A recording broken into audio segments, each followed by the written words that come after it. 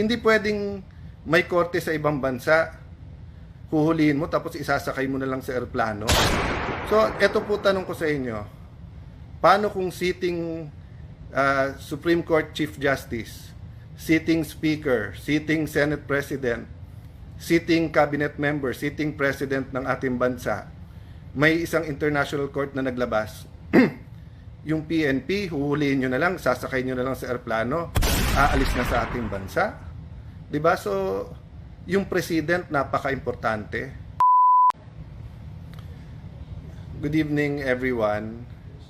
There's so much confusion. Hindi dapat ito. So, kanina, pasensya na po kayo kasi napaka-windy, so baka hindi nyo po narinig yung sinabi ko. As you know, I've been talking about principles and values, trying to be constructive, trying to be supportive sa lahat.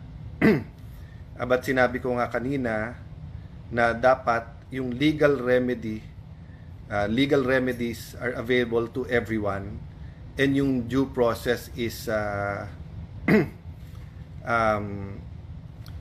available and guaranteed to everyone. I'm trying to be deliberate kasi nga kagabi sabi ko sa inyo, huwag emosyon, mag-isip muna. Kanina nung nag-unfold yung pag-aresto at wala pa yung warrant of arrest pero pinag-uusapan na nandyan na, I was soberly and quietly patiently listening. Yung isang channel, pinila isa-isa ang mga kalaban ni President Duterte, from mga legitimate human rights lawyers, former Senator De Lima, those from the Philippine left, napakarami, and basically rejoicing. And I respect their rights, di ba? Pinaglaban nila to yung legal at sinasabing human rights sila. Pero hindi ba yung human rights due process? So let me stop there. In the first part, ang sinasabi ko, naiintindihan ko that there's always two sides to an argument. And when you go to court, kung ano man korte yon, quasi-judicial, when you go to a fiscal, when you go to an international court, precisely nga kasi hindi kayo magkasundo. So hindi ko tinatanggal sa human rights activists na meron silang pinaglalaban. Sa part 1, ito yung part 2. Yung isasakay siya sa eroplano na may petition siya sa Supreme Court at walang Philippine court na nagsasabing dapat siyang i-extradite or i-surrender sa Hague. Anong nangyari? Anong nangyari sa inyong mga human rights advocates? No? Hindi ko nilalahat kayo sa Ateneo Human Rights, alam niyong mahal ko kayo. Part ako niyan. Sa Supreme Court, marami tayong pinaglaban. Pero tama ba yon? Sasakay na lang siya sa aeroplano tapos dadalhin doon. May petition siya sa Supreme Court. Walang korte, ni isang korte sa Pilipinas na verify muna yung warrant of arrest na yan. Hindi ba nangyari na sa atin dati yan na may extradition from the US at nilitigate pa dito? So, yung pong sinasabi ko kanina na pray for the country, we're in a crossroad, pray for the PNP, pray for our courts, pero may pinaka-minimum. Ang pinaka-minimum is due process and letting everyone avail of the legal remedies. Hindi pwedeng may korte sa ibang bansa, huhulihin mo tapos isasakay mo na lang sa eroplano. So, eto po tanong ko sa inyo. Paano kung sitting Supreme Court Chief Justice, sitting Speaker, sitting Senate President, sitting Cabinet Member, sitting President ng ating bansa, may isang international court na naglabas, yung PNP, huhulihin nyo na lang, sasakay nyo na lang sa eroplano, aalis na sa ating bansa? Diba? So, yung President, napaka-importante. Kung anong pinapakita natin sa lahat. So, sa akin, I continue to pray tonight. I appeal to everyone involved. Sinabi natin sa lahat, mahinahon, wag mapusok ang damdamin. Pero hindi ibig sabihin no, na pabayaan na lang natin kung may injustice na nangyayari. So, yun ang challenge ko ngayon sa mga human rights advocates. Hindi ba nung nasa DFA ako, kahit we disagree, pinaglalaban ko na makapagsalita kayo sa mga foreign, sa mga ibang bansa, sa mga embassy, sa human rights sa Geneva. Winelcome namin kayo. Sinabi ko sa mga embassy doon, kahit we don't agree, pasalitain sila. O, di ba may due process? So, I understand na happy kayo na may warrant of arrest. Happy din kayo na makakasuhan and the former president will now have to face that. But hindi ba part of facing it is kompleto muna legal remedies niya ngayon? So, di ko lang alam baka may nagsasalita na, baka tahimik pa. Tinitignan ko sa TV bago ako umalis kasi meron pa akong taping at appointment tonight. Tinitignan ko walang mga human rights na nagsasabing tama yung warrant of arrest pero sandali lang, mali na sinakay nyo na lang sa airplano at padadala nyo sa ibang bansa. Yung ang PNP pagka may hinuli, di ba, na aktivista, sabay-sabay na lahat ng mga human rights activists na ba't nyo hinuli, give them kailangan may abogado sila, kailangan due process, nabasahan sila and everything ganyan, no? So kanina, binasahan ng Miranda rights, may warrant of arrest. So, okay yon. Pero yung isasakay mo sa airplanos, anong korte sa Pilipinas ang nag-order nun? Diba? So, fellow lawyers, it doesn't matter if we're pro-admin, pro-Duterte, neutral, etc. Ang pinag-uusapan na dito, ano yung batas ng Pilipinas. And ako personally, I'm so uncomfortable.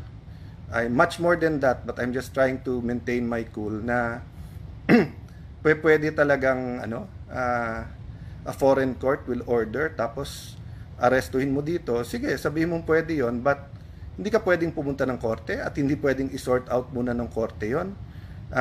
Bigla mo na lang isasakay sa airplano. No wonder si Kitty sabi niya, this is the plane na kinidnap yung yung tatay ko, di ba? Pag sinabi mong kidnap, I'm not talking about the legal term, yung colloquial term, no? Yung ordinary meaning ng Pilipino. Kapag ka may legal authority ka na kunin yung isang tao, hindi kidnapping yon, di ba? So, maa-argue na kailangan arestuhin kasi nga, yun ang interpretasyon ng gobyerno natin ngayon, tapos whether sa krame or kung saan man siya i-detain, di ba? Pero, yung hindi mo binigyan ng 24 hours yung kanyang mga legal counsel na questionin to sa korte. So, no wonder yung bata, kidnapping ang tawag. And I think many Filipinos will interpret it that way, no? So, hindi ako pwedeng hindi magsalita kasi parati namin sinasabi sa aming show, Cayetano in Action with Boy Abunda, na yung tama, tama. Yun din ang turo ng tatay ko, yung tama, tama. Yun din ang nasa Biblia, kung anong tama ay tama. So I don't feel that I have to speak on all legal issues, and I really try to be supportive of each and every administration because I know mahirap maging nasa administrasyon, di ba? But at saka napakahirap po i-defend yung hindi natin kasundo, hindi natin kabate, yung lalo kung parati ka in-Alaska and everything. But ano ba yung bare minimum, di ba? Yung bare minimum is yung karapatan nung kalaban mo respetuhin at may karapatan siyang tumakbo sa korte. So I'll end there, but I hope no na may nakikinig pa tayong lahat. I believe that lawyers are officers of the court. Yun ang turo sa atin sa law school. I don't think may pumapasok naman sa law school na hindi idealistic. Lahat naman tayo halos gumagraduate ng idealistic. Tapos nagiging practical pag nagpa-practice na, nasa gobyerno, nasa business. But there are times that we just have to stand up for what's right. And we have to echo that para malinaw sa lahat. So, kailangan malinaw sa DOJ, sa PNP, sa militar. Kailangan malinaw po sa practicing lawyers, malinaw sa mga businessmen, malinaw sa mga anak natin, kahit 7-year-old yan, grade 1, grade 5. Na sa Pilipinas, pagka may nag-accuse sa'yo, you can go to court. pagka hindi malinaw, katulad ngayon, there's so much confusion, you have a court, you have a system that's working, that you can go to and you can run to, and you give them reasonable time. Di naman namin sinasabi na 15 days, 30 days, 2 months, hindi nag-action yung korte. Huwag niyong gawin yung tama, yung dapat tingin yung tamang gawin, di ba? Pero yung kalilipad lang galing dito, yun nga, 80 years old, kailangan ng medical attention, tumakbo na yung mga lawyers sa korte, bigla niyong isasakay sa airplano, tapos dadalhin niyo na sa Hague. I mean, alam ko serious yung charges. Isa po ako sa nagtanggol dyan, at isa po ako sa who listen to criticism, and I also criticized behind closed door, and I also drew the lines, no? Having said that, there was always a court to go to, and there was always palitan ng kuro-kuro, palitan ng ideas, palitan ng akusasyon para mapag-usapan, 'di ba? So si President Duterte, former President Duterte, iba magsalita sa human rights. Ako, I've always respected you. Kahit magkabila sa politika, I've always said na trabaho nyo yan. Kahit yung tatay ko noon, ang daming mga controversial cases, yung ibang human rights lawyers, ite-take nila kahit na ang baho-baho, kahit ang galit na galit yung tao doon sa accused, meron abogado, I have to defend their rights. At tinuruan niya ako na respetuhin mo yung mga yan, Alan, kasi kailangan may magtanggol ng basic rights nila. So, pinakasimple lang sa akin, hindi ba basic right ng kahit sinong Pilipino, much more a former president, di ba? Hindi ba basic right niya naman na he can go to court and ask the court to interpret bago nating gawin? Paano po kung 1,000 ang gustong ipadampot ng ng ICC na yan? So, 1,000 airplano na ba ang nakahanda para ilipad isa-isa? At hindi na pwedeng pumunta sa korte? Baka sabihin nyo sa iba sa inyo na absurd naman yung sinabi mo, Kuya Alan. Hindi po, sa debate po may tinatawag na argumentum ad absurdum. You bring the argument to the absurd para nga you can assess kung yung ginagawa mo tama, 'di ba? So let me pose that question. If the ICC now orders the arrest of the whole Supreme Court, they order the arrest of the whole Congress or Senate, they order the arrest of a sitting president, will we now arrest them and put them on a plane and send them there?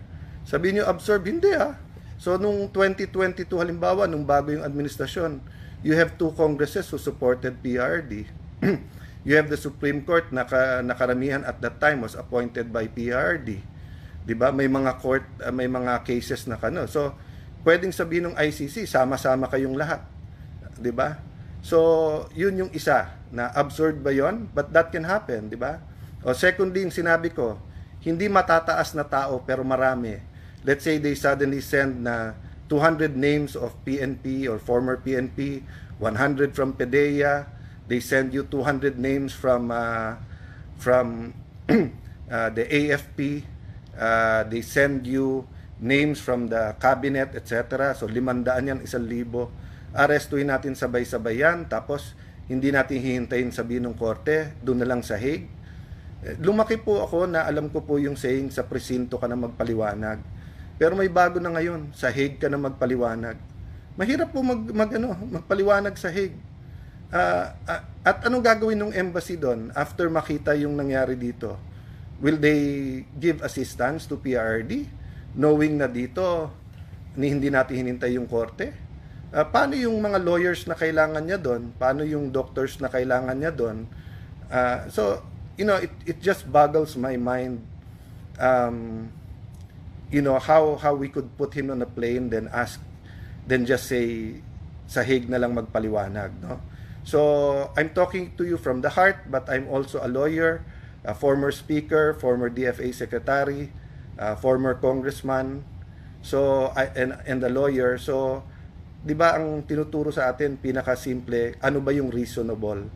So, hindi ba reasonable na patulugin siya, na may doktor, let him get some rest, see what will happen tomorrow sa Supreme Court, see what the lawyers from both sides do in terms of seeking legal remedy, then give everyone due process, and then sort out the confusion, di ba?